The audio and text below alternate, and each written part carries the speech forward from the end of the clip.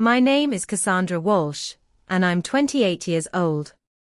Standing at the First National Bank counter, I filled out a withdrawal slip for $100 when my sister Brianna walked in behind me.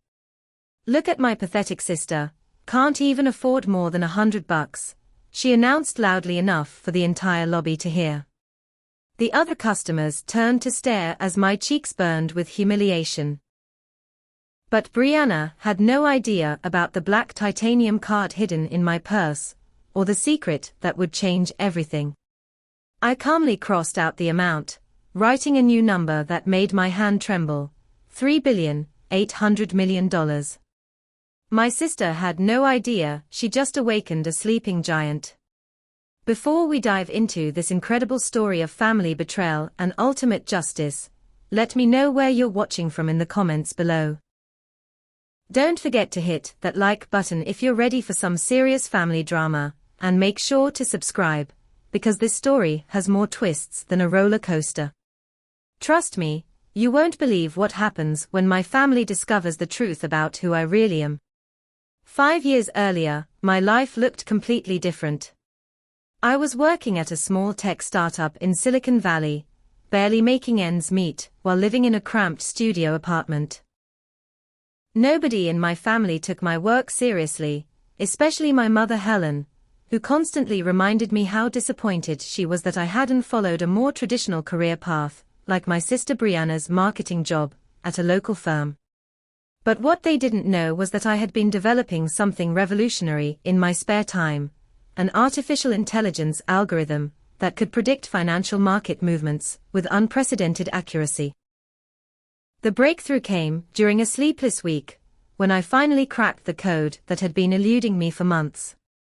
My AI system could analyze millions of data points in real time, identifying patterns that human traders missed completely. I knew I had created something extraordinary, but I also knew that if I revealed it too early, larger companies would try to steal my work or buy me out for a fraction of its true value.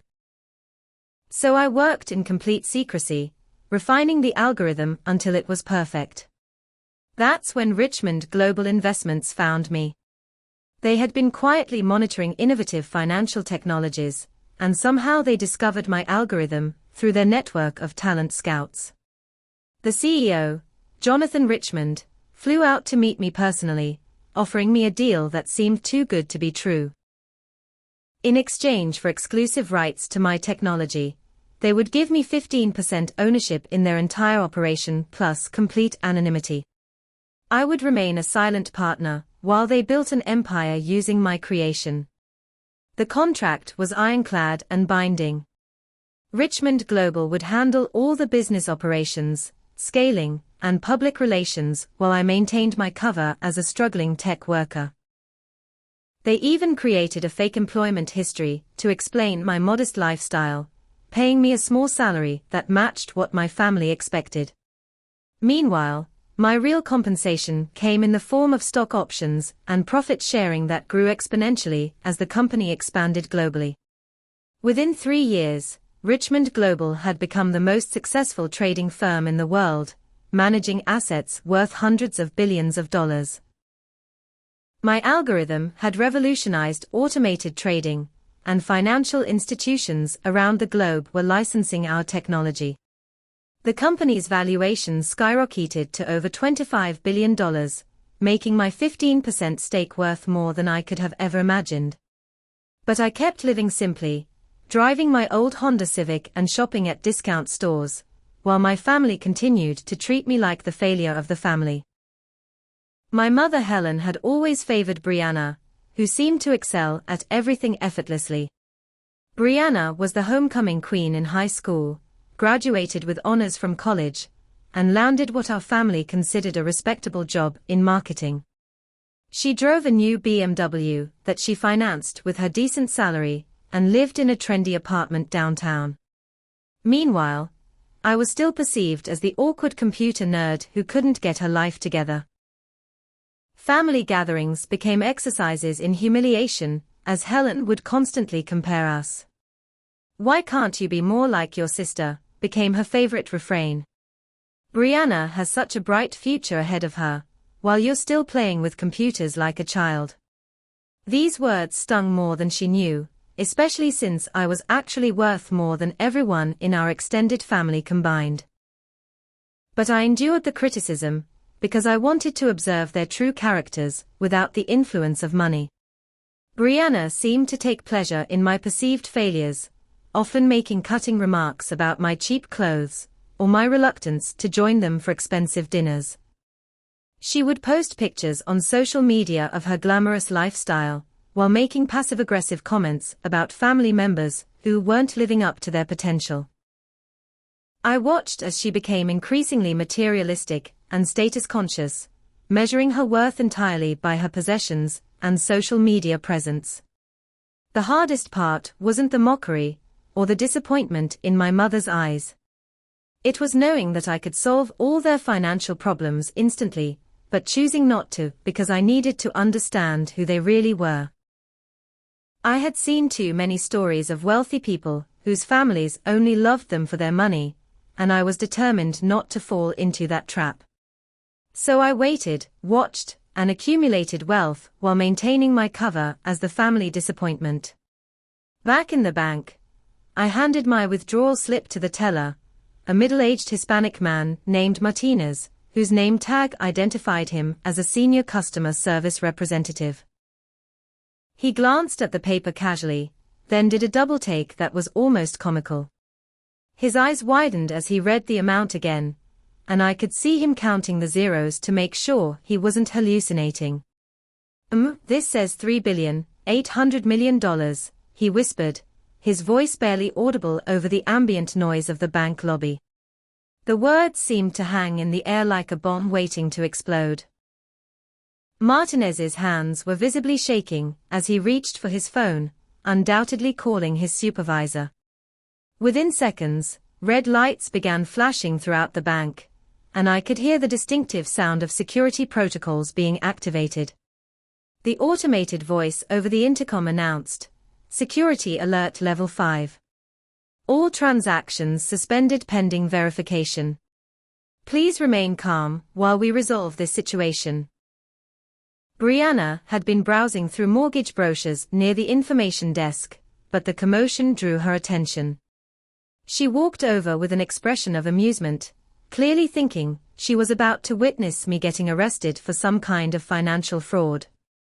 "My sister's obviously lost her mind. Arrest her for fraud," she announced to Martinez, her voice dripping with false concern mixed with genuine glee. "She's been struggling financially for years. There's no way she has access to that kind of money." That's when the bank's branch manager, Patricia Jenkins, came rushing out of her office looking like she had just seen a ghost. Patricia was a woman in her 50s who had worked in banking for over 3 decades, and had never encountered a transaction of this magnitude. She was followed by 2 security guards, and what appeared to be the bank's senior vice president, who must have been called in from another location. The entire lobby had gone silent, as other customers realized something extraordinary was happening. I reached into my purse and pulled out the black titanium card that Richmond Global had given me for accessing my funds. It was unlike any credit or debit card anyone had ever seen, with no visible numbers or magnetic strip, just a subtle holographic logo that seemed to shift colors in the light. Patricia's face went completely white when she saw it. "Oh my God," she breathed, "that's a Centurion Black Reserve card. We've only heard about these in training seminars." The card required biometric verification, so I placed my thumb on the scanner that Patricia brought out from the vault area. The machine hummed quietly for several seconds, before emitting a green light and a soft chime.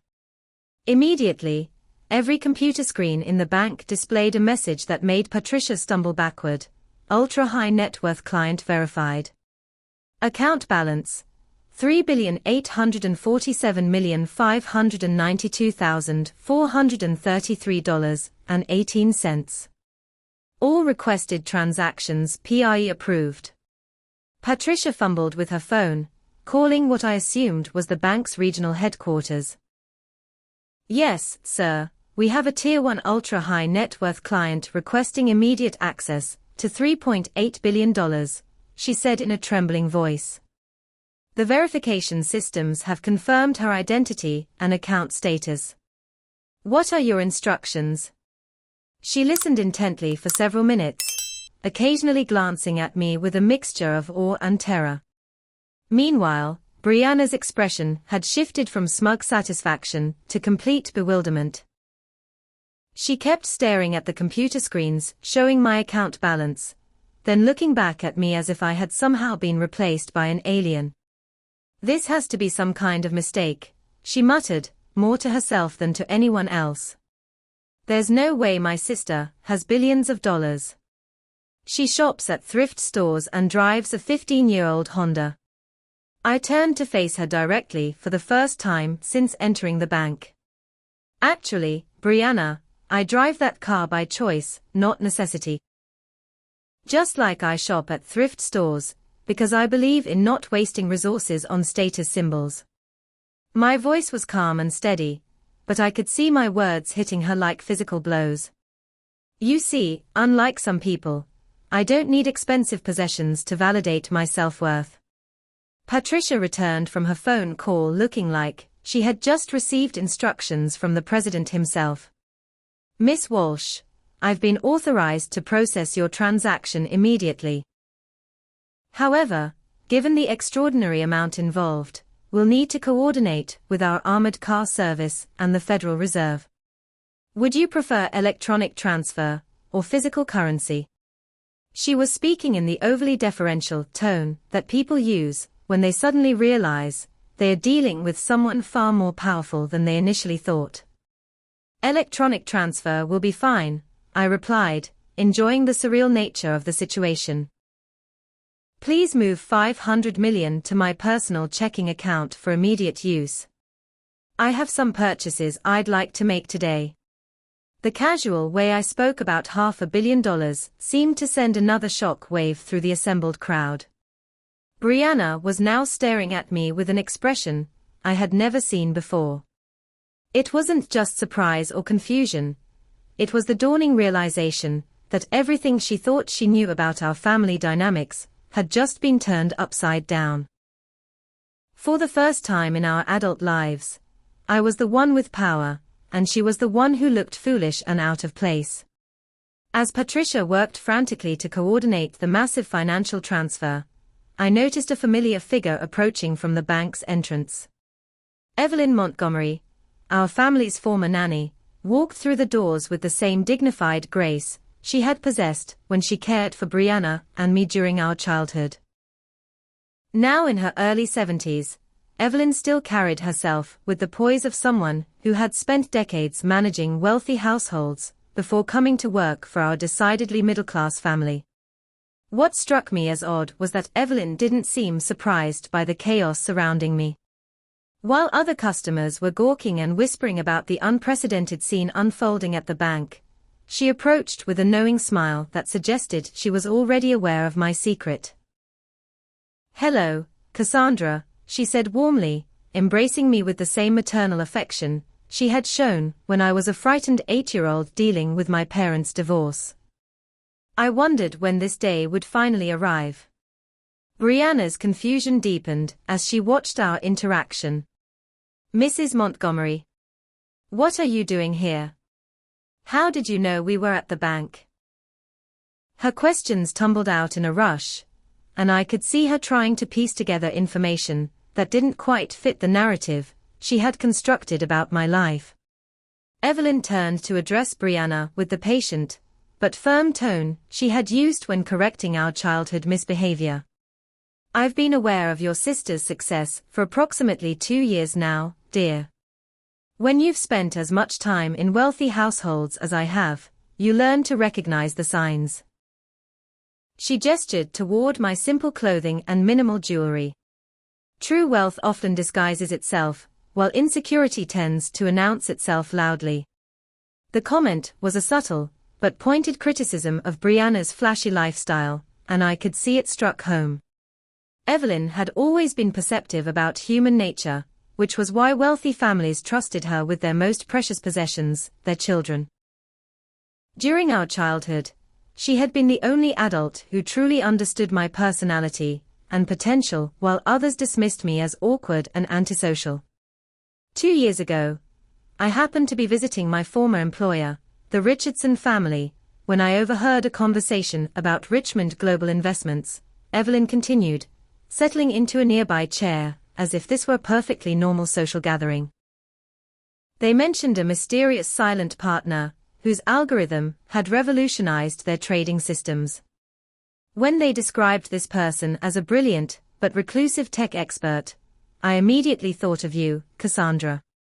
She explained that she had done some discreet research, using connections from her decades of working with influential families. The wealthy community is smaller than you might think, and information travels quickly among those who know how to ask the right questions. It didn't take long to confirm my suspicions about your involvement with Richmond Global. What touched me most was learning that Evelyn had kept my secret, without any prompting or explanation from me. I knew that if you wanted your family to know about your success, you would tell them yourself, she said simply. My job was never to interfere in your personal decisions, just to support you when you needed it. During the 2 years she had known about my wealth, Evelyn had quietly positioned herself to be helpful when the inevitable revelation occurred. She had maintained relationships with financial advisors, legal experts, and wealth management professionals who specialized in handling sudden wealth disclosure situations. I've seen what money does to families, Cassandra. I wanted to make sure you had resources available when you decided to share your secret. Brianna was frantically trying to call our mother Helen, but the call kept going to voicemail. Mom needs to know about this immediately, she said, more to herself than to us. She won't believe it unless she sees it with her own eyes. I could practically see the wheels turning in her head, as she tried to calculate how this development would affect her position as the family's golden child.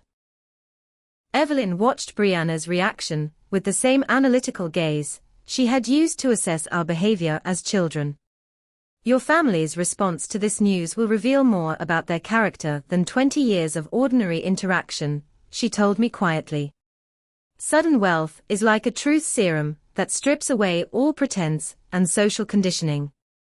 Her words resonated deeply, because they confirmed what I had been suspecting for years. I had maintained my cover not just to protect my privacy, but to understand the authentic nature of my family relationships. Now that the truth was emerging, I would finally learn whether their love was conditional on my perceived status and financial potential. Patricia approached us with a tablet showing the completed transfer confirmation. Miss Walsh, the transaction has been processed successfully. $500 million has been moved to your personal account, and the remaining balance has been secured according to your instructions. She handed me a temporary access card, while we waited for permanent banking materials to be prepared. As we prepared to leave the bank, Evelyn offered some advice that would prove prophetic. Remember, Cassandra, your family's initial reaction will be shock and disbelief, followed by excitement about the possibilities your wealth represents. But their true character will emerge in the weeks and months that follow, when they start making plans that involve your money. 3 days after the bank incident, I decided it was time to formally announce my financial status to the extended family. I reserved the private dining room at Le Bernardin, one of the city's most exclusive restaurants, and invited everyone for what I described as important family news that needed to be shared in person. The setting was deliberately chosen to signal that something significant had changed in my circumstances. My brother Derek arrived first with his wife Jennifer, both looking puzzled by the upscale venue. Derek worked as a mid-level insurance adjuster and Jennifer taught elementary school, so Le Bernardin was far beyond their usual dining budget. "Since when can you afford places like this?" Derek asked suspiciously as he examined the wine list with prices that exceeded his monthly car payment. Helen and Brianna arrived together, with my mother wearing her best dress, and Brianna looking like she was attending a business meeting rather than a family dinner. I could tell that Brianna had shared some version of the bank story with Helen, but it was clear that our mother remained skeptical about the details. Brianna tells me you've come into some money, Helen said carefully, but I'm sure there's been some kind of misunderstanding. Once everyone was seated and the first course had been served, I decided to address the elephant in the room directly. I've gathered you all here tonight, because it's time I shared something I've been keeping private for several years. Through my work in technology development, I've accumulated significant financial assets. Specifically, I'm worth approximately $3.8 billion. The silence that followed was deafening. Derek choked on his wine and started coughing violently. Jennifer's fork clattered to her plate as she stared at me with her mouth hanging open. Helen's face went through a series of expressions, from disbelief to confusion to something that looked almost like anger at having been deceived for so long. "That's impossible," Derek said flatly once he had recovered from his coughing fit. "I've seen your apartment, your car, your clothes. Nobody worth billions of dollars lives the way you do." His voice carried a mixture of skepticism and resentment, as if my revelation was somehow a personal insult to his own financial struggles. I pulled out my phone and showed them the banking app displaying my account balances. I choose to live simply because material possessions don't define my sense of self-worth. The money exists, whether I spend it ostentatiously or not. As they passed the phone around the table, I watched their faces carefully, noting how each person's expression changed as they processed the reality of the numbers on the screen. The transformation in Helen's demeanor was immediate and dramatic. Within minutes, she went from questioning my claims to calling me my precious successful daughter, and reminiscing about how she had always known I was destined for greatness. The speed of her attitude adjustment was nauseating, especially since I vividly remembered her constant criticism and comparisons to Brianna throughout my adult life. Derek's response was more calculating and business-oriented. "This is incredible news for the whole family," he said, already shifting into entrepreneurial mode.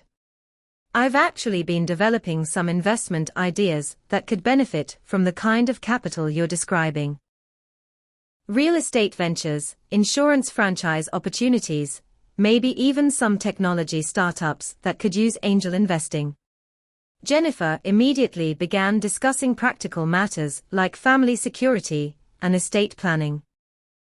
"With this kind of wealth, you'll need to think about establishing trusts for the next generation and creating a family compound where we can all live together safely," she said, apparently assuming that my money would naturally become everyone's money through some kind of familial osmosis.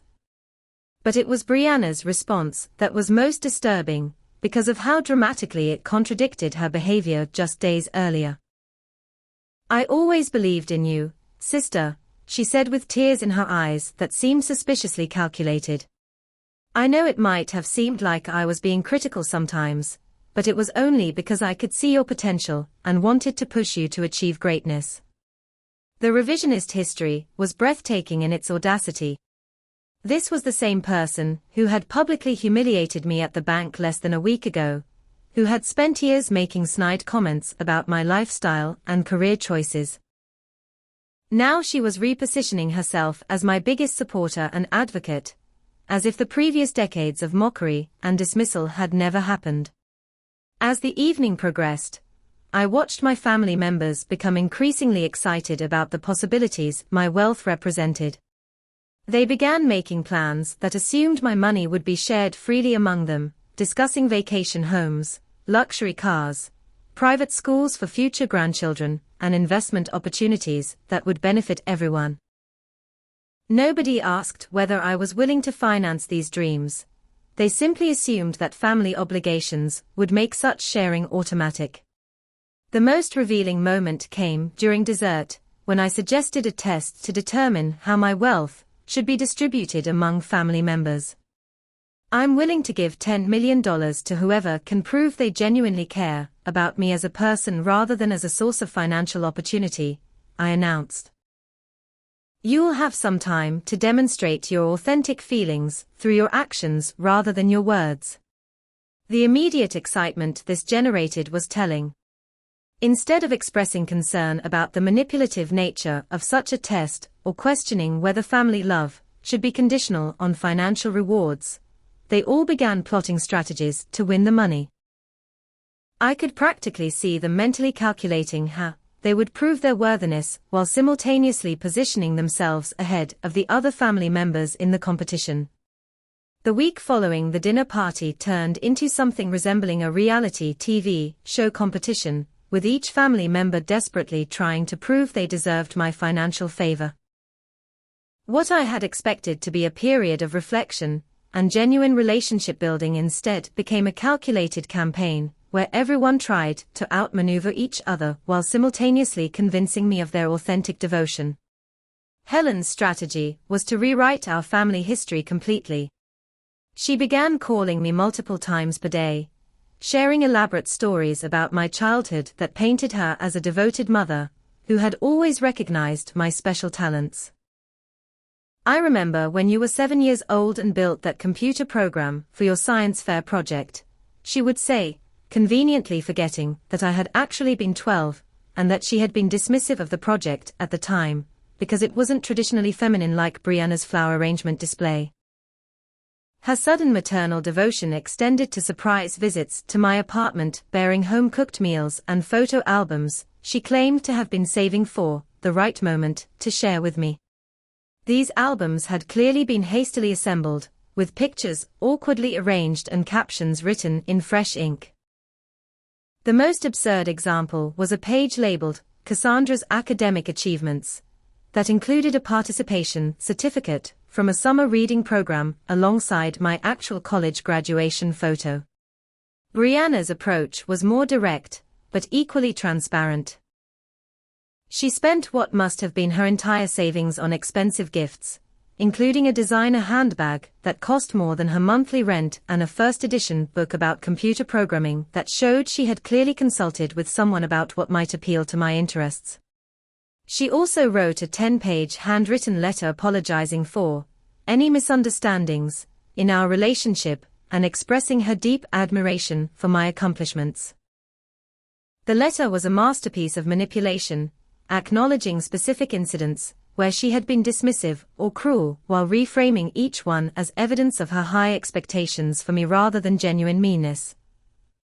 When I criticized your choice to pursue technology instead of a more traditional career, she wrote, it was only because I wanted to make sure you were challenging yourself to reach your full potential. Derek's strategy was more businesslike and arguably more honest in its naked ambition. He prepared detailed investment proposals and business plans that would benefit both of us financially, positioning himself as the family member who could help me grow my wealth rather than just spending it. He researched various industries and market opportunities, creating presentations that wouldn't have been out of place in a professional venture capital setting. Jennifer focused on emotional manipulation through what she called building family unity. She suggested regular family game nights, organized group outings to cultural events, and proposed holiday traditions that would bring everyone together. Her underlying message was that my money could fund these activities, while she provided the organizational skills to make them meaningful and memorable. What made the situation even more surreal was how they began undermining each other in their attempts to curry favor with me. Helen would make subtle comments about Derek's grabby attitude toward money and his history of failed business ventures. Derek would point out that Brianna had always been materialistic and was probably only interested in funding her luxury lifestyle. Brianna would suggest that Jennifer was using the children as emotional leverage to manipulate family decisions. I decided to secretly record some of these conversations to document what was really happening behind the scenes. Using a small digital recorder, I captured discussions where they strategized about the best approaches to secure my financial support. The most damning recording was a conference call between Derek and Jennifer where they calculated how much money they could reasonably expect to receive and how they could use family pressure to ensure I wouldn't cut them out entirely. Even more revealing was a group text chain that Brianna had started with Helen and Derek, which I gained access to through a shared family cloud account. The messages showed them coordinating their efforts to avoid competing directly, while also sharing intelligence about what approaches seemed to be working with me. They discussed my emotional vulnerabilities and psychological triggers like military strategists planning a campaign. "She's always been insecure about being the weird one in the family," Brianna had written. "If we focus on how proud we are of her success, and how we always knew she was special, she'll probably be more generous." Derek had responded with advice about timing their requests, and Jennifer had suggested ways to make their financial needs seem like family investments, rather than personal expenses. The most heartbreaking message was from Helen, who wrote, "We need to be careful not to seem too eager, or she'll get suspicious. But this is our chance to finally live the life we deserve, after all these years of struggling." The implication that they deserved my money simply by virtue of being related to me, combined with the casual way they dismissed their previous treatment of me, was both infuriating and deeply sad. Evelyn had been observing the family dynamics with professional interest, and she confirmed my suspicions about their motivations. "I've seen this pattern before in wealthy households," she told me during one of our private conversations. "When money enters family relationships suddenly, it creates a gold rush mentality where people abandon their normal moral constraints in pursuit of financial gain."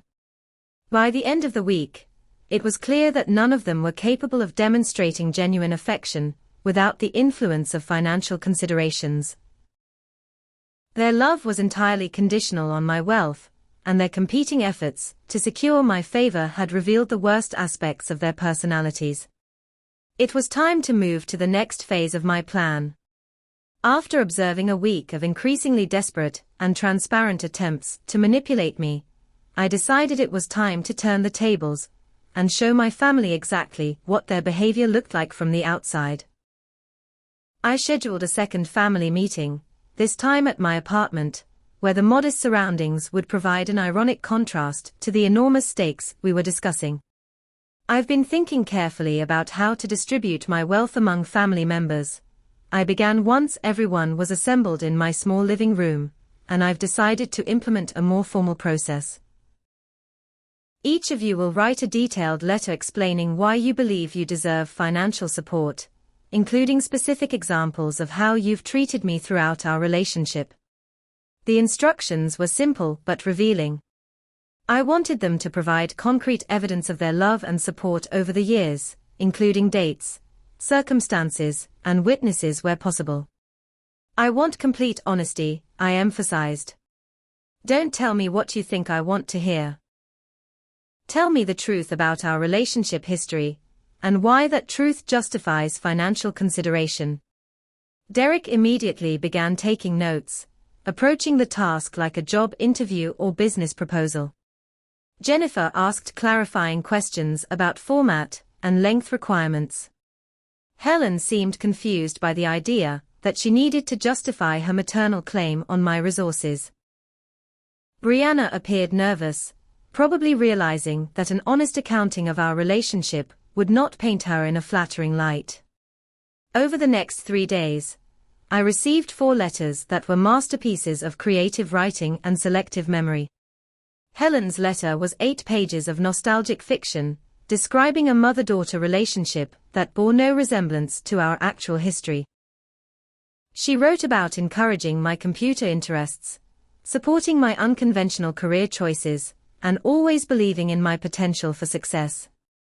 Derek's letter was more strategic, acknowledging that we hadn't been particularly close, but arguing that his business expertise made him uniquely qualified to help me manage and grow my wealth. He positioned himself as the practical family member who could provide valuable financial advice and investment opportunities. Jennifer's letter focused on future potential rather than past history, describing elaborate plans for family unity and shared experiences that my money could facilitate. She wrote eloquently about creating legacy projects and charitable foundations that would honor the family name while bringing us closer together. Brianna's letter was the most creative, reframing every cruel comment and dismissive gesture as evidence of her high standards and deep concern for my well-being. She managed to turn years of mockery into a narrative about tough love and sisterly motivation that would have been impressive if it weren't so transparently false. The real revelation came when I gathered them together to read portions of their letters aloud, comparing their claims with documented reality. "Helen, you wrote about encouraging my computer interests," I said, pulling out my phone, "but I have a recording from last Christmas where you told Aunt Martha that you wished I would find a more normal hobby that might help me meet a husband." I played the audio clip, which captured Helen's voice clearly expressing embarrassment about my technical career and concern that my focus on computers was making me unmarriageable. The contrast between her recorded words and her written claims was devastating, and I could see her face flushing with embarrassment and anger at being caught in such an obvious lie. "Derek, you wrote about wanting to help me grow my wealth through your business expertise," I continued, "but 3 months ago you asked me to co-sign a loan for your failed insurance agency expansion, claiming that I was the only family member irresponsible enough with money to consider such a risky investment." Again, I had audio evidence of the conversation, including Derek's exact words about my poor financial judgment and his suggestion that I might be gullible enough to fall for his investment pitch. His letter's claims about respecting my financial acumen were completely contradicted by his actual statements about my supposed incompetence with money. The most damaging revelation involved Brianna's elaborate narrative about supportive sisterly concern. "Brianna, you wrote that your criticism was motivated by love and high expectations," I said, pulling up the group text chain I had discovered. "But here's a message you sent to Derek and Mom 2 weeks ago. Cassandra's always been a loser, but now she's a rich loser. So we need to play nice until we get our share." The silence in the room was deafening. Brianna's face went white as she realized that her private communications had been exposed, and she began stammering excuses about being frustrated and not meaning what she had written. Derek and Helen looked equally shocked, both at the content of the message and at the realization that their private conversations weren't as private as they had assumed. "I have recordings of most of your private conversations over the past 2 weeks," I announced, watching their expressions shift from embarrassment to fear. "The conference calls about strategy, the text messages about my psychological vulnerabilities, the discussions about what you deserve from my success. All of it." Helen's response was immediate anger rather than remorse. "How dare you record private family conversations," she snapped. "That's a violation of trust and privacy. A real daughter wouldn't spy on her own family." The irony of accusing me of violating trust, while she was actively trying to manipulate me for money, seemed completely lost on her. Derek tried to minimize the damage by claiming that the recordings were taken out of context, and that their strategic discussions were just practical planning rather than evidence of mercenary motives. Jennifer remained silent, apparently calculating whether her own communications had been compromised and what damage control might be necessary. Brianna's approach was to break down crying, claiming that the stress of learning about my wealth had made her temporarily crazy, and that her true feelings were reflected in her letter rather than in her private messages. "I was young and stupid," she sobbed. "Please forgive me for saying things I didn't really mean." "The test isn't over yet," I announced as the evening wound down. "In fact, it's just beginning. Now that we all understand exactly where we stand with each other, we can move forward with complete honesty about our motivations and expectations." The day after the devastating letter reading session, I received a call from Benjamin Harrison, the attorney who had helped me structure the original Richmond Global Agreement, and had been managing my legal affairs for the past 5 years. Benjamin was a distinguished man in his 60s who specialized in ultra-high net worth estate planning and family wealth management. His call was prompted by reports from the bank about my recent large transaction and the family drama that had apparently become gossip within certain financial circles. "Cassandra," he said in his characteristic calm but authoritative voice, "I think it's time we discuss the contingency plans we put in place when your wealth first reached significant levels. From what I'm hearing, your family situation has reached the point where professional intervention might be necessary." Benjamin had been quietly preparing for this scenario since we first met. His experience with wealthy families had taught him that sudden wealth disclosure almost always created relationship problems that required careful legal and psychological management. He had watched too many families destroy themselves fighting over money that should have brought them together. "I've been expecting this call for several years," he continued. "When someone accumulates wealth at the pace you have, while maintaining a modest lifestyle, family revelation is inevitable. The question is whether we can salvage any authentic relationships from the wreckage of their gold rush mentality." What I hadn't known was that Benjamin had been quietly investigating my family members' financial situations and character references for months. This wasn't out of paranoia or malice, but because his fiduciary duty to me included protecting my assets from potential family manipulation or legal challenges. His research had revealed information that was both helpful and disturbing. "Your brother Derek has significant gambling debts that is hidden from his wife," Benjamin informed me during our meeting at his office. "He owes approximately $80,000 to various creditors and has been exploring bankruptcy options. Your sister Brianna has maxed out 6 credit cards, funding her lifestyle, and is facing possible wage garnishment. Your mother Helen has a reverse mortgage on her house and is essentially living paycheck to paycheck despite maintaining appearances of financial stability." This information explained a lot about their recent behavior. Their desperation for my financial support wasn't just greed. It was genuine financial distress that made my wealth seem like a lifeline rather than just an opportunity for luxury. While this made their manipulation more understandable, it also made it more dangerous, because desperate people often abandon moral constraints when survival is at stake. Benjamin had prepared a comprehensive legal strategy for dealing with family members who might become financially predatory. "We have 2 options," he explained, spreading documents across his conference table. "We can establish a formal family trust structure that provides financial support while protecting your assets from misuse, or we can implement what I call the reset protocol, that essentially starts your family relationships over from scratch."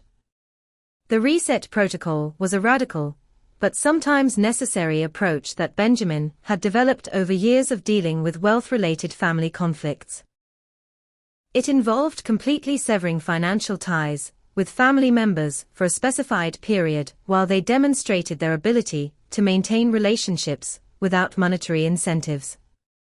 Only family members who could prove their love was unconditional would eventually be welcomed back into the financial fold. "I've seen too many wealthy individuals become prisoners of their own families," Benjamin said. "Once relatives know about significant wealth, every interaction becomes colored by financial considerations. Phone calls become requests for money, visits become sales presentations, and family gatherings become board meetings where your resources are the primary agenda item." He showed me case studies from other clients who had faced similar situations. Some families successfully navigated the transition and emerged with stronger, more honest relationships. Others split apart permanently when the money revealed fundamental character flaws that had been hidden by ordinary circumstances. The determining factor was usually whether family members could demonstrate genuine love independent of financial benefits. Benjamin's recommendation was to implement a 1-year trial period during which I would suspend all financial support for family members, while living as if I had returned to my previous modest income level. During this time, family members would be required to participate in charitable work or community service that demonstrated their character and values without any connection to my wealth. The beauty of this approach, he explained, is that it separates people who genuinely care about you from those who only care about your resources. True family members will maintain their relationships even when there's no financial benefit, while mercenary relatives will usually reveal themselves by disappearing when the money becomes inaccessible. The legal documents were already prepared, including trusts that would provide for my family's basic needs in case of genuine emergencies, while preventing access to discretionary funding. Benjamin had also prepared non-disclosure agreements that would prevent family members from publicizing details of my wealth or using my financial status for their own social or professional advancement. Your family's response to these requirements will tell you everything you need to know about their true motivations, Benjamin assured me. People who love you will be willing to participate in a process that proves their sincerity. People who are only interested in your money will be outraged at having to demonstrate their worthiness, and will likely remove themselves from your life voluntarily. The most important document was a personal statement that I would read to my family, explaining the new parameters of our relationships and the expectations they would need to meet to remain in my life. Benjamin had crafted the language carefully to be firm, but not vindictive, making it clear that this was about protecting legitimate family bonds rather than punishing anyone for their initial reactions to my wealth. Implementing Benjamin's reset protocol required me to make dramatic changes in my own lifestyle to maintain credibility with my family. I moved out of my apartment and into a modest 1-bedroom rental, took a regular job at a non-profit environmental organization, and stored most of my personal possessions. For 12 months, I would live on the salary from my non-profit work, while my family members participated in the charitable service requirements that would demonstrate their authentic character. The first few weeks were brutal for everyone involved. Derek and Jennifer initially refused to participate, arguing that the entire arrangement was manipulative and unfair. You can't just dangle money in front of people and then punish them for being interested, Derek protested during our final conversation before he walked out of my life. His departure was actually a relief, because it eliminated the most obviously mercenary family member from the equation. Helen and Brianna, however, chose to remain and reluctantly agreed to the charitable service requirements. Helen was assigned to work at a senior center, helping with meal preparation and activity coordination. Brianna was placed at a children's shelter, assisting with homework and recreational programs. Both were required to contribute at least 20 hours per week for the full 12 months, with their performance monitored by the organization's directors. The transformation didn't happen overnight, and the first several months were marked by resentment and mechanical compliance rather than genuine engagement. Helen complained constantly about the physical demands of kitchen work and the indignity of serving people she considered beneath her social status. Brianna was initially condescending toward the children, treating her volunteer work like community service punishment rather than an opportunity to help vulnerable kids. But something remarkable began to happen around month 4. Helen started talking about specific residents at the senior center, sharing stories about their lives and expressing genuine concern about their health and happiness. She began volunteering additional hours beyond the required minimum, and even used her own limited funds to purchase small gifts for residents who rarely received visitors. The breakthrough moment came when Helen called me, not to complain about her volunteer work, but to share excitement about helping organize a birthday party for a 92-year-old woman named Dorothy, who had no family. "Cassandra, you should have seen her face when we surprised her with a cake," Helen said, her voice filled with genuine joy rather than the calculated enthusiasm she had used during her earlier manipulation attempts. She cried because she said it was the first birthday party anyone had thrown for her in 30 years. Brianna's transformation was even more dramatic. Working with children who had experienced trauma and abandonment forced her to confront her own selfishness and materialism. She began staying late to help kids with difficult homework assignments and started an informal tutoring program that helped several children improve their reading skills significantly. The turning point for Brianna came when she encountered a 10-year-old girl named Maria, who reminded her of herself at that age, bright and eager for attention, but struggling with family instability. Instead of maintaining professional distance, Brianna became personally invested in Maria's success, spending her own money on school supplies and attending parent-teacher conferences when Maria's mother couldn't take time off work.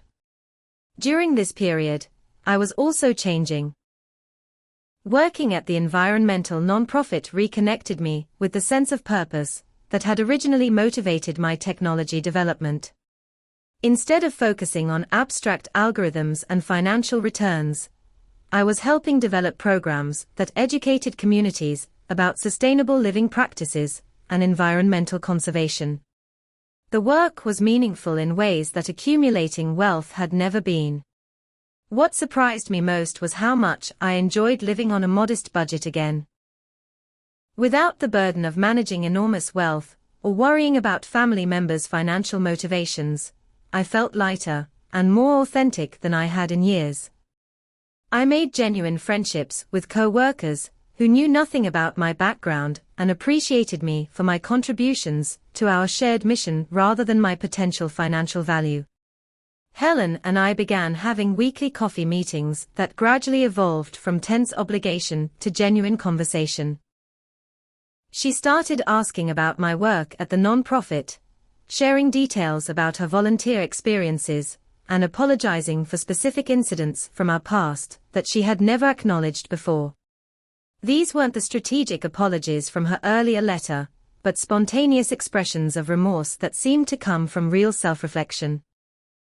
Brianna and I developed an even closer relationship as we discovered shared interests and values that had been obscured by years of financial competition and family dynamics. She began seeking my advice about her career and personal relationships, and for the first time in our adult lives, our conversations were about supporting each other's growth rather than competing for parental attention or social status. The most telling moment came during month 10, when Helen learned that I had been living on my nonprofit salary without any access to my wealth. Instead of expressing concern about the hardship this represented, she offered to share her modest savings to help with my expenses. "Family takes care of each other," she said simply, apparently forgetting that she was supposed to be the one receiving financial support from me. By month 11, both Helen and Brianna had become so invested in their volunteer work that they were discussing ways to continue their involvement even after the required period ended. They had developed real relationships with the people they served and seemed genuinely concerned about abandoning their responsibilities. The money that had originally motivated their participation was no longer the primary focus of their efforts. When Benjamin conducted his final evaluation interviews with the volunteer coordinators, the reports were overwhelmingly positive. Both Helen and Brianna had exceeded expectations, demonstrated genuine commitment to their service, and formed meaningful relationships with beneficiaries and staff members. More importantly, they had both requested information about continuing their involvement beyond the required 12-month period. For our final family meeting, I reserved the same private dining room at Le Bernardin where this journey had begun 1 year earlier. The symbolism was intentional, but the dynamics were completely different. Instead of the tense, calculated atmosphere of our first announcement dinner, this gathering felt like a genuine family reunion between people who had rediscovered their authentic connections. Helen arrived first, looking healthier and more vibrant than she had in years. Her work at the senior center had given her a sense of purpose that had been missing since her retirement, and she carried herself with the confidence of someone who knew she was making a meaningful contribution to the world. "I want you to know," she said before anyone else arrived, "that even if you told me tonight that you had lost every penny, I would still be proud to be your mother." Brianna's transformation was equally visible.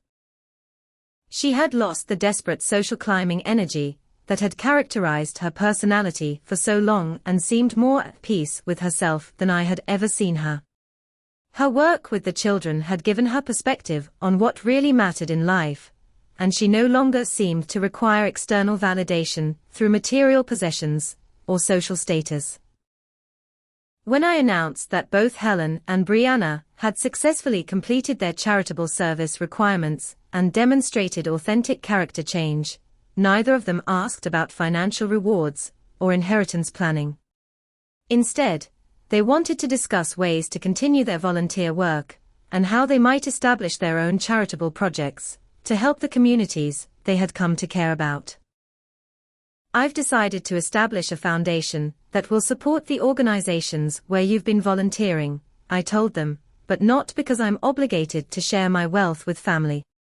I'm doing it because I've seen evidence that you genuinely care about helping others, and I believe you can be trusted with resources that will benefit people beyond yourselves." The conversation that followed was unlike any family discussion we had ever had. Instead of competing for my attention or resources, Helen and Brianna collaborated on ideas for maximizing the positive impact of the Foundation's work. They discussed their experiences with specific individuals they had helped and identified gaps in services that additional funding could address. Helen shared stories about elderly residents who struggled with medical expenses despite Medicare coverage, while Brianna described children who needed tutoring and mentorship that the shelter couldn't provide with its limited budget. Their focus was entirely on the people they had served rather than on their own potential benefits from my generosity. The foundation structure would provide both of them with modest salaries to coordinate charitable programs, but the amounts were significantly less than what they could earn in traditional careers. Their willingness to accept these positions confirmed that their motivations had genuinely shifted from personal gain to public service. Derek's absence from this celebration was notable, but not surprising. His refusal to participate in the reset protocol had effectively eliminated him from my life, and his subsequent attempts to contact me through lawyers had been rebuffed by Benjamin's firm. Jennifer had initially tried to maintain some connection, but her efforts were half-hearted and eventually faded when it became clear that no financial benefits would result. Evelyn joined us for dessert, beaming with pride at the family transformation she had witnessed over the past year.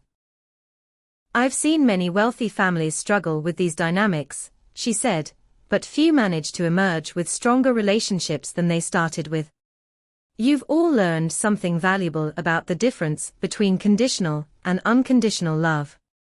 Benjamin also made a brief appearance to finalize the foundation paperwork, but his presence felt ceremonial rather than necessary.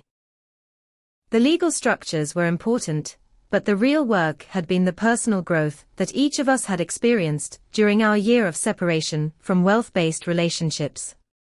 As the evening concluded, I reflected on the journey that had brought us to this point.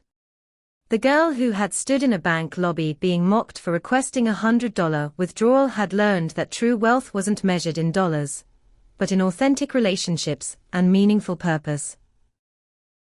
The money had served as a tool for revealing character, but it had never been the source of genuine happiness or family connection. My sister's mockery at the bank had indeed awakened a sleeping giant, but not in the way she had expected. Instead of unleashing financial power to dominate others, it had started a process of personal discovery that taught all of us the difference between love and greed, between family loyalty and financial opportunism, between success and fulfillment. The $3,800,000,000 was still there, still growing through smart investments and continued business success. But it no longer defined my relationships or determined my daily happiness. It had become what money should always be, a tool for creating positive change rather than a measure of personal worth or social status. Now, a year later, I understand that the greatest wealth isn't what you can withdraw from a bank, but what you can build in human hearts. Sometimes the most valuable inheritance we can give our families isn't money, but the opportunity to discover their own capacity for growth, service, and genuine love. Money revealed their true nature initially, but time and hardship revealed their capacity for change, which turned out to be far more precious than any financial asset I could have shared with them. Have you ever had to test the loyalty of people in your life? How do you think you would handle discovering that your family's love was conditional on your financial status? Share your thoughts in the comments below about whether you think money reveals people's true character, or changes their character entirely. Don't forget to hit that like button if this story made you think differently about family relationships and money, and subscribe for more stories about life's unexpected challenges and the lessons they teach us. Share this video with someone who needs to hear that true wealth can't be measured in bank account balances, and remember that the most valuable things in life are the connections we build with people who love us for who we are, not what we have. Thank you for joining me on this emotional journey, and may you always be surrounded by people whose love for you is unconditional and genuine.